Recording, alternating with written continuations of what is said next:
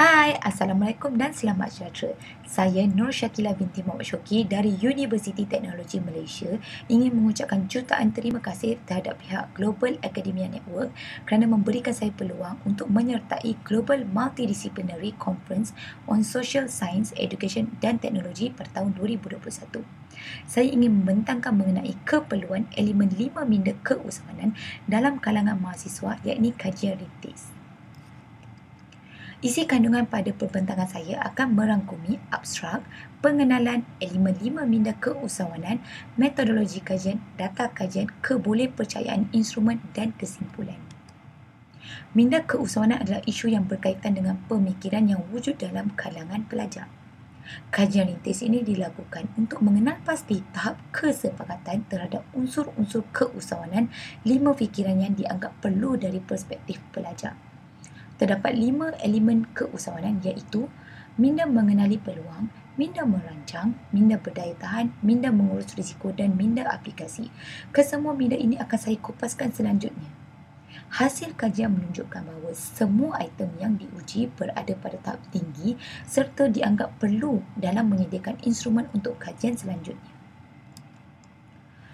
Seperti semua sedia maklum, bidang keusahawanan sangat penting bagi negara kita. Ini kerana bidang ini merupakan penyumbang terbesar terhadap ekonomi negara. Tetapi, bagaimana kita menentukan pemikiran keusahawanan mahasiswa yang berminat untuk menjadi usahawan? Kajian luar negara menegaskan bahawa aspek minda keusahawanan sangat penting untuk membantu serta menggalakkan pelajar berfikir ke arah keusahawanan.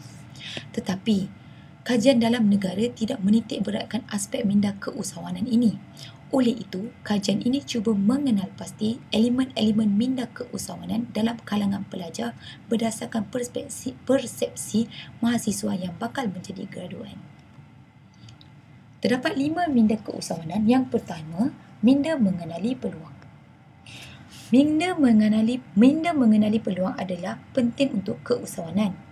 Kemahiran mengenali peluang ini berkembang dari masa ke semasa. Ini menandakan bahawa ia adalah kemahiran yang dapat dipelajari dan dikembangkan. Usahawan yang berjaya adalah usahawan yang berkebolehan dalam mencari peluang. Mereka dapat mengkaji dan menghidu sesuatu peluang dengan lebih cepat.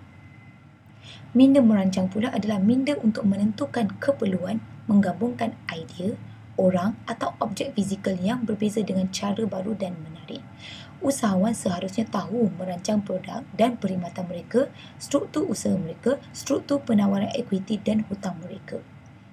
Minda menguruskan risiko pula merujuk kepada kemampuan emosional untuk mengurus risiko yang dirasakan dan kemampuan untuk mengurangkan risiko sebenar melalui tindakan tertentu. Minda berdaya tahan adalah minda yang paling sukar untuk diajar di dalam kelas. Ini kerana usahawan berjaya mengembangkan daya tahan setelah mereka mengalami banyak kegagalan. Oleh itu, tujuan mengajar minda berdaya tahan kepada usahawan yang baru adalah untuk mempercepatkan proses kegagalan mereka. Kaedah ini adalah kaedah yang baik untuk dilakukan bagi menghasilkan jenis emosi yang seimbang, walaupun usaha dilaksanakan itu tidak mempunyai cabaran yang besar. Mengalami emosi pengalaman kegagalan dan bagaimana menghindarinya di masa depan dapat membantu mengukuhkan pengalaman di dalam minda dan juga dapat belajar mengatasi emosi yang berkaitan dengan kegagalan. Minda aplikasi pula adalah tentang mengambil tindakan dalam keadaan dunia yang tidak menentu dan sering tidak dapat diramalkan.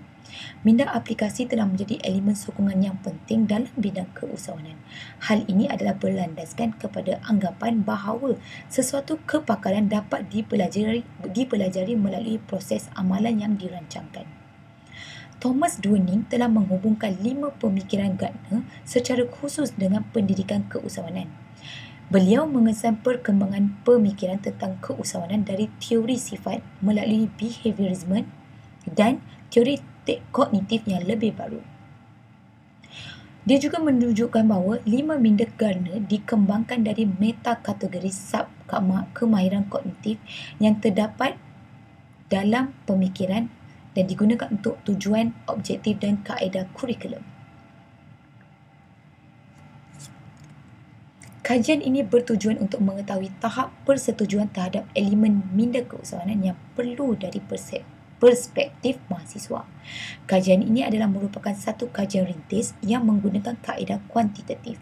Sebanyak 38 soal selidik diedarkan secara rawak kepada para mahasiswa tahun akhir Sekolah Pendidikan Universiti Teknologi Malaysia. Data-data sekunder pula diperolehi menerusi rujukan yang dibuat menggunakan buku dan internet.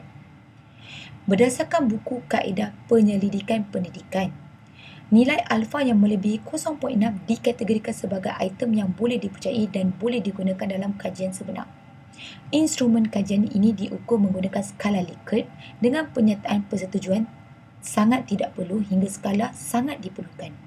Data ini juga telah dianalisis menggunakan perisian SPSS version 2.0 yang akan dihuraikan berdasarkan min dan sisihan piawai dengan merujuk kepada skor min yang terbahagi kepada 3 tahap, iaitu tahap rendah, tahap sederhana dan tahap tinggi.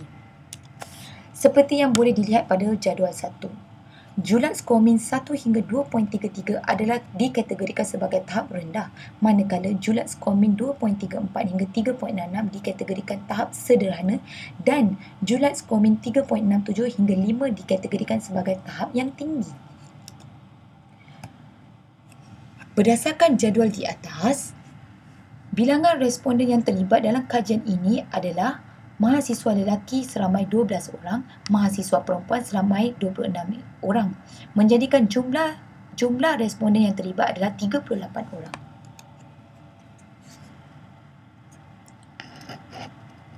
Jadual 3 di bawah menunjukkan nilai kebolehpercayaan instrumen yang diperolehi bagi setiap dimensi minda keusahawanan yang dikaji.